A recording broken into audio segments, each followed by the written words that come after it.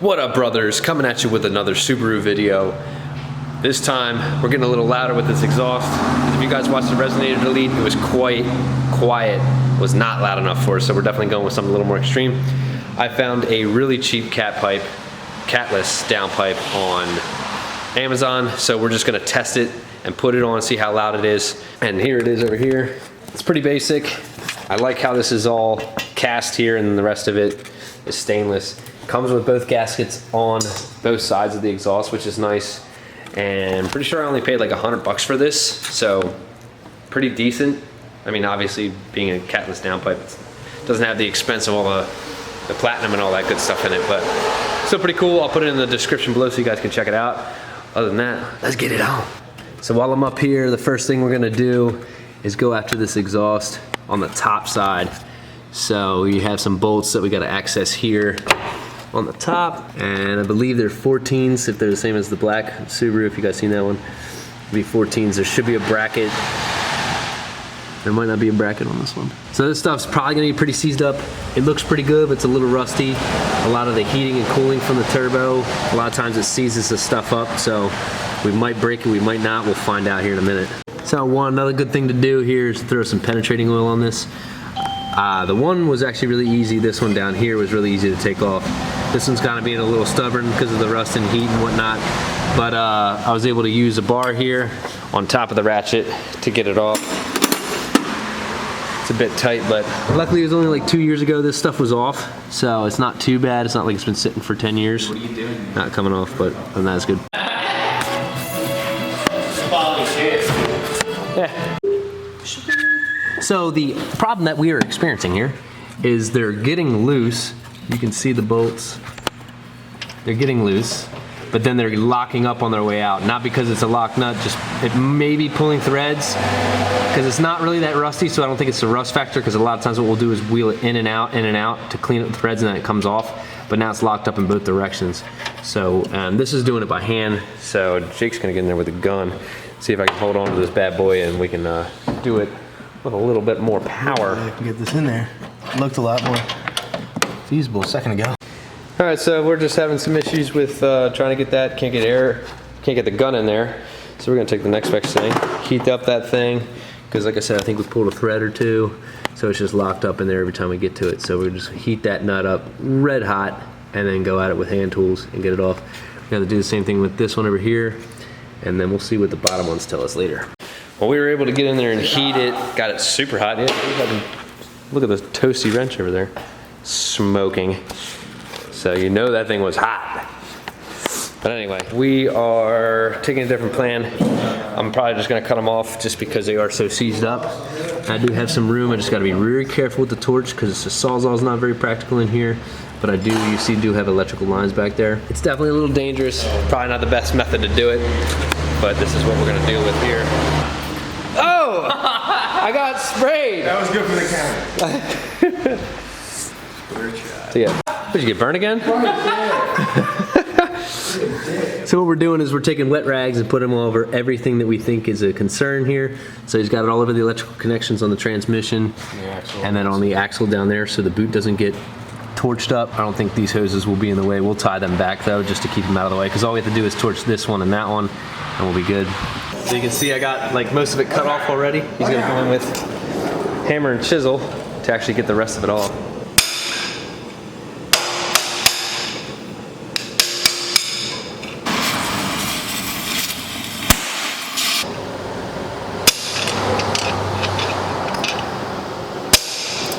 Noise. See, this is why we cover our stuff, because right where that hot piece landed is right where our plug was, so that's what the wet towels are for.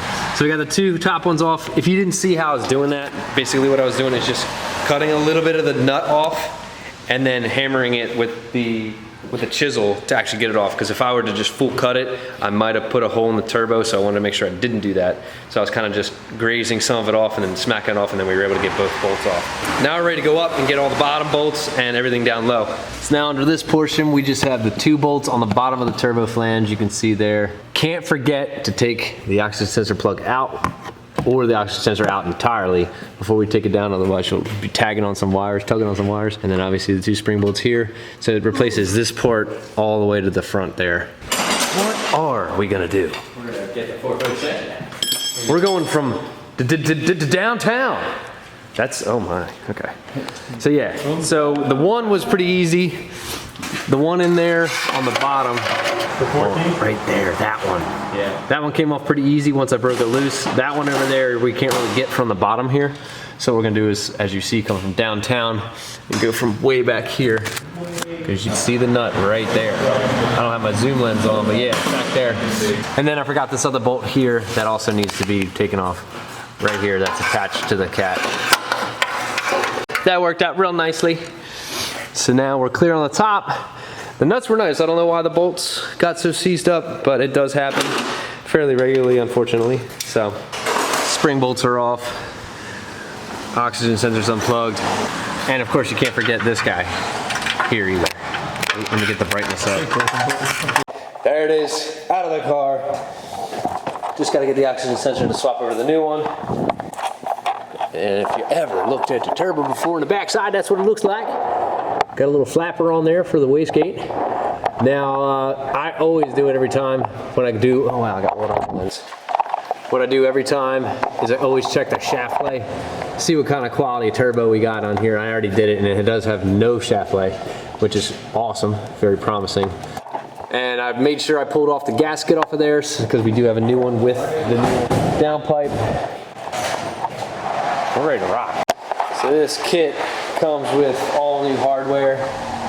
Now the turbo already has studs on it that we have to just use the studs that are already on it. These are too big. I don't even know if they're gonna work for the top, but they may work for the bottom, but we'll let you know as we go here. At first glance, it doesn't fit very well. You got sitting up there, it's about, you know, almost a whole inch off the flange. And I do have it bolt started here on this flange here, or on this hanger. And that's gonna have to get bent forward so it sits there. And then this is pretty far down, which, you know, oh, battery died in the light. There's definitely, you know, it's definitely a $100 cat pipe, I'll tell you that much. This dude just got dumped on out there as he's walking out there. Just came out of nowhere. Yeah, some serious rain. So what we're doing here is we put one on the bottom to get it on there, and now we're putting some on the top to bring it up the rest of the way to mate it up. Make sure we have good fit in it.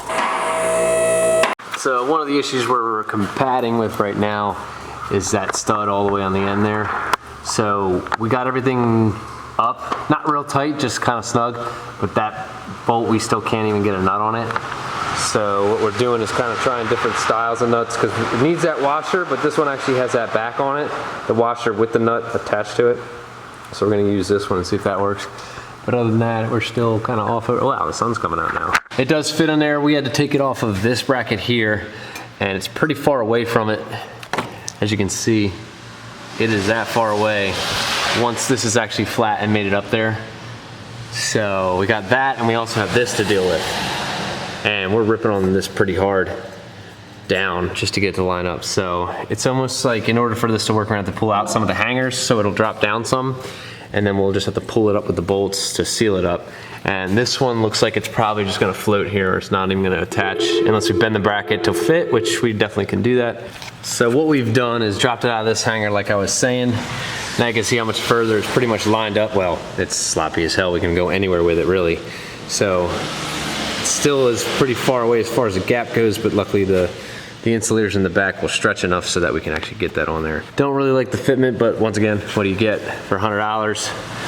So we're gonna put that on there, and then we'll bend this bracket up in the front here so that it attaches, because otherwise it's only hanging on the rear insulators and then up on the turbo, and I really don't like that. I don't want to have it hanging on a little bit more than just that. So since we had such a big gap, I didn't really show it, but when this was pinched together with a single gasket, it actually had a decent gap here. So what I did is I added a second gasket you can see in there, and then we also put the high temperature RTV in there to seal up the rest of it, because I didn't really see a gap, but I was worried about it having a little bit of airflow, so what I did is just put extra there to make sure it's sealed up. And this bracket back here is actually not gonna go because it would actually have to get cut and extended, because if I just bend it up there, it's gonna go up and away from this hole and it's not gonna sit right. So really I can't attach this. So we're just gonna go with this for now and see what it sounds like. It is just for a test anyway. So it's in there, hiding down there. We're ready to start this thing up and see what it sounds like.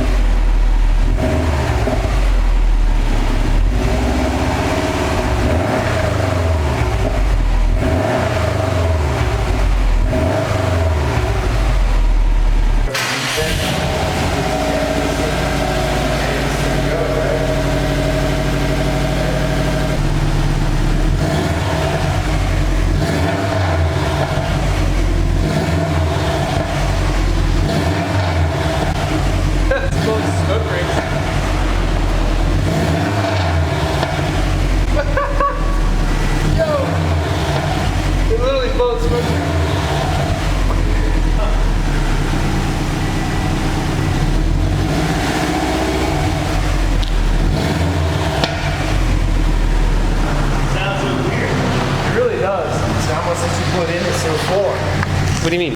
Well, this thing is way quieter than I thought. I could have sworn without the resonator and the muffler, or without the resonator and the catless pipe, this would have been way louder, but it is still super quiet. I guess that muffler does a lot more than I thought, and maybe the headers would change it and make it really nice, but we're gonna go drive and see what it sounds like.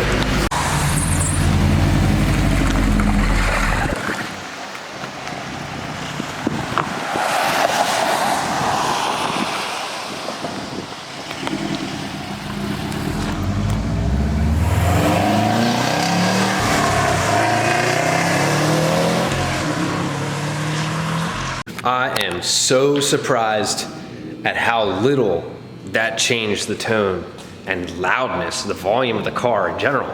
Like, I can't believe how quiet it is still.